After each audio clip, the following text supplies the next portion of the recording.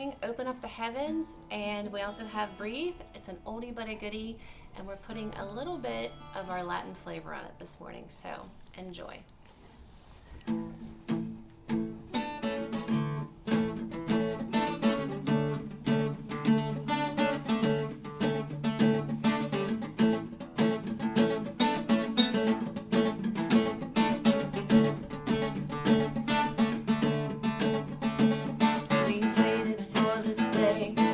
Gathered in your name, calling out to you. Your glory like a fire, awakening desire, will burn our hearts with truth. You're the reason we're here. You're the reason we're singing. Open up the heavens, we want to see.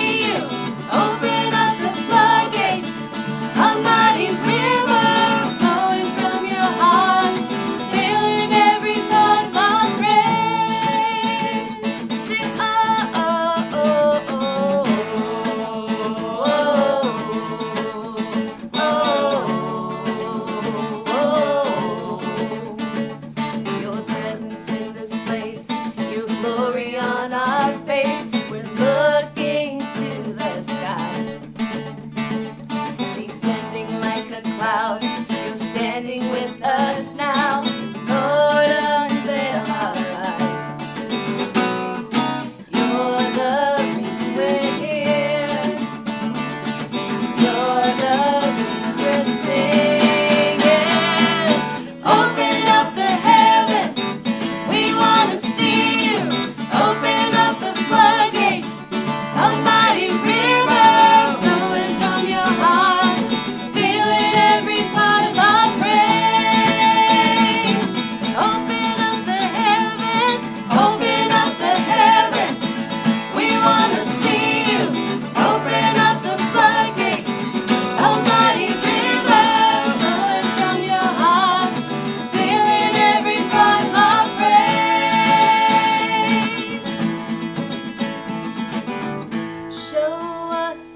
Show us your glory. Show us your power. Show us your glory, Lord. Sing, show us your glory. Show us your power. Show us your glory, Lord. Sing, open up the heavens, open up the heavens. We want to see you. Open up the floodgates, a mighty river flowing from your heart, filling every part of our praise. Open up the heavens, we want to see you. Open up the floodgates, a mighty river flowing from your heart, filling every part of our praise.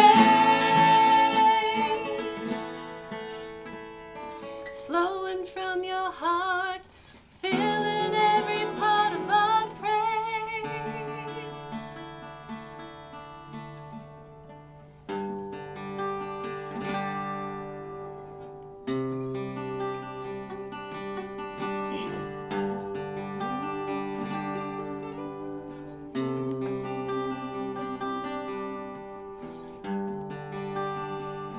This is the air I breathe.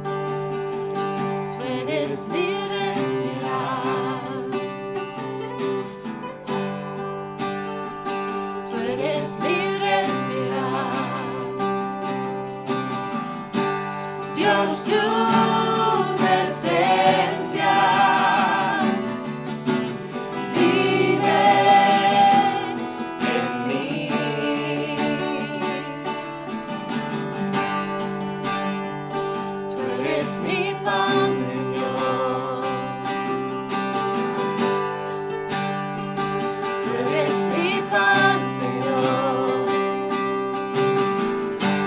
Dios, tus palabras son para mí.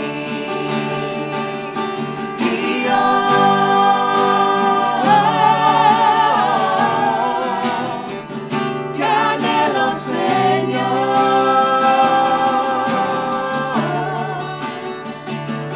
Estoy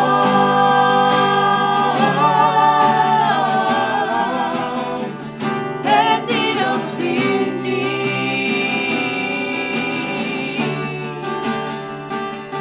And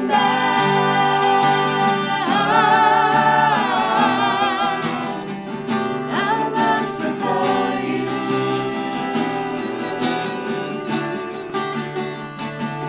And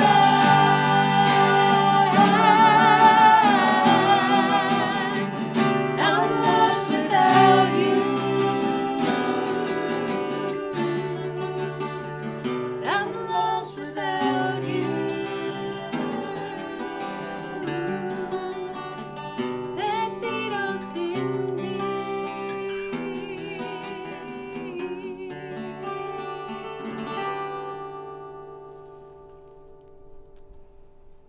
We're lost without God. What a powerful reminder that is today as we launch into our days with our to-do list and all of our plans to remember we're lost without Jesus. All of our to-do list that we like to check off, that I like to check off, we're lost to do all of that without Jesus' presence in our lives. How great it is to be in his presence, worshiping him, and to be with you today. Yesterday, I worked from home alone, which was great after several snow days. Now, I loved the snow days. I loved all the family time. We did it all, the sledding and the cooking, the baking, art projects, puzzles, board games, and I loved all of that. I also loved a quiet day in my house all alone yesterday after a few days of that, because I'm an introvert and I recharge and I enjoyed being all alone. Well, mostly all alone, except for Rex, our dog. He's a yellow lab. If you know anything about dogs, then you know that kind of dog hates being alone as much as I love it. So he took his job to keep me company yesterday very seriously. He's like, "Mom, I'll be your footrest." Because y'all know me. I mean, I'm sitting on my couch trying to work. My feet don't hit the floor. So he's my footrest for me. He said, "I'll be your lunch buddy so you don't have to eat alone. I'll be your snack buddy if you share that peanut butter with me." And I did put my foot down and stop it when he wanted to be my escort to the restroom. I didn't quite need that much company. There's nothing like a loyal dog to remind us that we're never alone. Well, except for God, of course. You know, Jesus did say, "I'll be with you always." He said that because that's who God is. That's who God has always been. We see that in the story of Joseph in Genesis chapter 39. If you've read this chapter today, then you see that Joseph has ended up far away from home, from wherever he wanted to be. He's in Egypt, he's in slavery, then he's in prison, he's alone. Well, but God is with him every step of the way.